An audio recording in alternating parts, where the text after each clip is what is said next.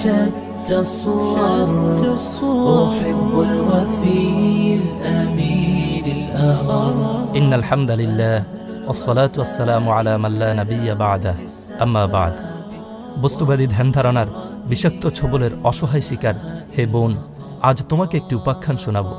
তোমাকে এমন এক গল্প শোনাবো যা প্রতিটি মুমিনের হৃদয়কে পরম আবেগে উদ্বেলিত করে, প্রতিটি অশান্ত হৃদয়ে দেয় সান্ত্বনার দোল, আর মৃত্যু ভয়ে কম্পমান বন্দির জন্য যা সাহসের বাতিঘর।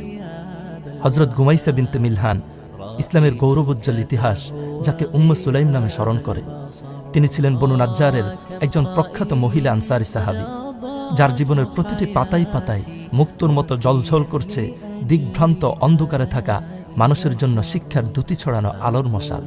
তিনি রাসূলুল্লাহ সাল্লাল্লাহু আলাইহি ওয়াসাল্লামের স্নেহধন্য সাহাবী খাদিমুর রাসূল হযরত আনাস বিন মালিক রাদিয়াল্লাহু আনহু-এর সম্মানিতা মাতা, ইসলামের ইতিহাসের প্রখ্যাত বীর আবু তালহা রাদিয়াল্লাহু তাআলা আনহু-এর সহধর্মিণী, ঐতিহাসিক বীরে মাউনার ঘটনায় শাহাদাতপ্রাপ্ত হযরত উম্মে হারাম বিনতে মিলহান রাদিয়াল্লাহু আনহা-এর বোন। তিনি ছিলেন এমন এক আত্মত্যাগী মহিষী নারী, ইসলামের স্বার্থে যিনি নিজের সাজানো সংসার, প্রিয় স্বামী, দামি অলঙ্কারাদি কোনো কিছুই ত্যাগ করতে সামান্যতম কুণ্ঠিত হননি। রাসূলুল্লাহ সাল্লাল্লাহু আলাইহি ওয়াসাল্লাম মদিনায় আসার পূর্বেই তিনি ইসলামের ছায়াতলে আশ্রয় লাভ করেন।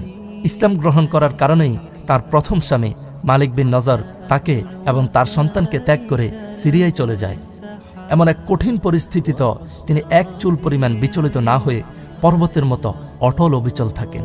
কিছুকাল পর তার দাওয়াতেই মদিনার শ্রেষ্ঠ তীরন্দাজ বীর আবু তালহা রাদিয়াল্লাহু তাআলা আনহু ইসলাম গ্রহণ করেন।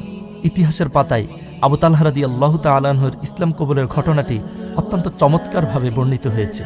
আবু তালহা রাদিয়াল্লাহু আনহু যখন উম্মে সুলাইম রাদিয়াল্লাহু আনহাকে বিয়ের প্রস্তাব পেশ করেন, তখন কোনরূপ বনিতা না করে তিনি স্পষ্ট ভাষায় বলেন, হে আবু তালহা, আপনি কি জানেন না যে ইলাহির ইবাদত আপনি করে থাকেন তা মাটির তৈরি?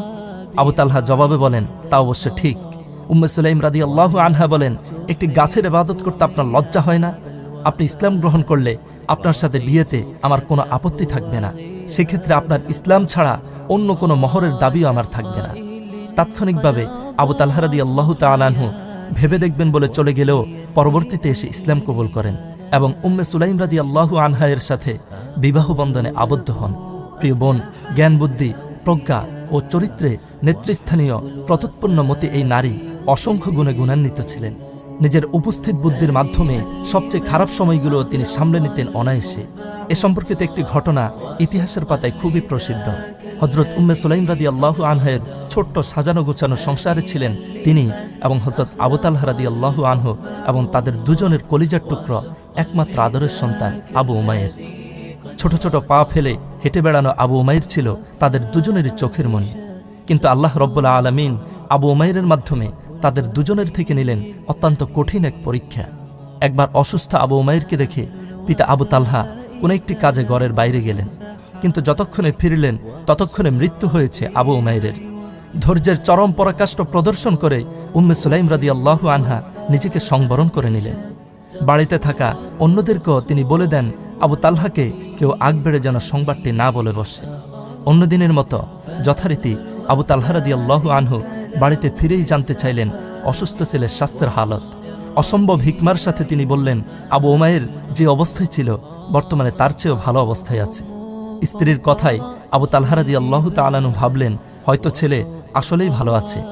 হযরত উম্মে সুলাইম রাদিয়াল্লাহু আনহা স্বামী আবু তালহাকে বলেন, আচ্ছা, কেউ যদি আপনার নিকট কোনো জিনিস আমানত রাখেন, অতঃপর কোনো এক সময় তা ফেরত নিতে আসেন, আপনি কি তা ফেরত দিতে অস্বীকার করবেন?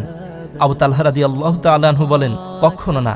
তখন উম্মে সুলাইম রাদিয়াল্লাহু আনহা বলেন, তবে শুনুন, আমাদের কলিজার টুকরো নয়নের মণি আবু উমাইরকে আল্লাহ তাআলাই আমাদেরকে দিয়েছিলেন, অতঃপর তিনি আবার তাকে ফিরিয়ে নিয়ে গেছেন। সুবহানাল্লাহ। প্রিয় বোন, একটিবার চিন্তা করুন, সন্তান হারানোর মতো হৃদয় বিদারক একটি মুহূর্তে তিনি কতটুকু ধৈর্য ধারণ করেছিলেন। শুধুমাত্র ধৈর্য ধারণ করেই ক্ষান্ত হননি, অসম্ভব বুদ্ধিমত্তার সাথে নিজের স্বামীকে বুঝিয়ে নেন। আমরা যদি কল্পনা জগতে একটিবার নিজেদেরকে এমন একটি অবস্থায় ভাবি, তাহলে সহজেই আমরা সন্তান হারানোর ব্যথার তীব্রতা অনুভব করতে পারব। প্রিয় বোন, ইসলামের প্রতি নিবেদিত প্রাণ এই নারী রাসূল সাল্লাল্লাহু আলাইহি ওয়াসাল্লামকে ভালোবাসতেন নিজের জীবনের চাইতেও বেশি। রাসূলুল্লাহ সাল্লাল্লাহু আলাইহি সাল্লামের প্রতি ভালোবাসার কারণেই হিজরতের পূর্বে তিনি ইসলাম গ্রহণ করেন। মদিনায় আসার পর রাসূল সাল্লাল্লাহু আলাইহি সাল্লামের দরবারে উপস্থিত হয়ে রাসূল সাল্লাল্লাহু আলাইহি সাল্লামের নিকট পেশ করেন তার জীবনের সবচেয়ে মূল্যবান সম্পদ, কলিজার টুকরা, চোখের মণি, 10 বছর বয়সী আদরের সন্তানকে। বললেন, ইয়া রাসূলুল্লাহ, এই নিন আনাসকে রেখে গেলাম আপনার নিকট, সে এখন থেকে আপনার খেদমত করবে। এখানেই শেষ নয়, নিজের বাড়িতে ভালো কিছু রান্না হলেই তিনি পাঠিয়ে দিতেন নবীজি সাল্লাল্লাহু আলাইহি ওয়াসাল্লামের বাড়িতে। পঞ্চম হিজরিতে রাসূল সাল্লাল্লাহু আলাইহি ওয়াসাল্লামের সাথে উম্মুল মুমিনিন হযরত জয়নাব বিনতে জাহাশ রাদিয়াল্লাহু আনহার বিয়ে উপলক্ষে তিনি নিজ হাতে কারুকার্য করা একখানা পশমি পোশাক উপহার হিসেবে ছেলে আনাসকে দিয়ে পাঠিয়ে দেন রাসূলুল্লাহ সাল্লাল্লাহু আলাইহি ওয়াসাল্লামের দরবারে। তিনি অন্তর দিয়ে রাসূল সাল্লাল্লাহু আলাইহি ওয়াসাল্লামকে ভালোবাসতেন। রাসূলুল্লাহ সাল্লাল্লাহু আলাইহি ওয়াসাল্লামও কখনো তাকে বিস্তৃত হননি। এই সম্মানিত মহিলাকে রাসূল সাল্লাল্লাহু আলাইহি ওয়াসাল্লাম দিয়েছিলেন জান্নাতের সুসংবাদ। সহিহ মুসলিমে বর্ণিত হয়েছে, আন আনাসিন আনিন নবী সাল্লাল্লাহু আলাইহি ওয়াসাল্লাম قال দাখালতুল জান্নাতা ফাসামিআতু খশফাতান ফাকুলতু মান হাযা ক্বালু হাযিহিল গুমাইসা বিনতু মিলহান উম্মু আনাস ইবনে মালিক। অর্থাৎ রাসূল সাল্লাল্লাহু আলাইহি ওয়াসাল্লাম বলেন, মিরাজের রজনীতে যখন আমি জান্নাতে প্রবেশ করলাম তখন সেখানে আমি কারো চলার আওয়াজ শুনতে পেলাম। তখন আমি প্রশ্ন করলাম, কে এই ব্যক্তি?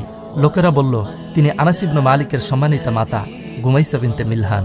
প্রিয় বোন, তিনি শুধু একজন নারীই ছিলেন না, বরং সাহসিকতার এক প্রজ্জ্বল দৃষ্টান্ত ছিলেন, যিনি হুনাইনের উত্তপ্ত রণাঙ্গনে ধারালো খঞ্জর হাতে বিশৃঙ্খল মুসলিম বাহিনীর পালিয়ে যাওয়ার পথ অবরোধ করে দাঁড়িয়েছিলেন।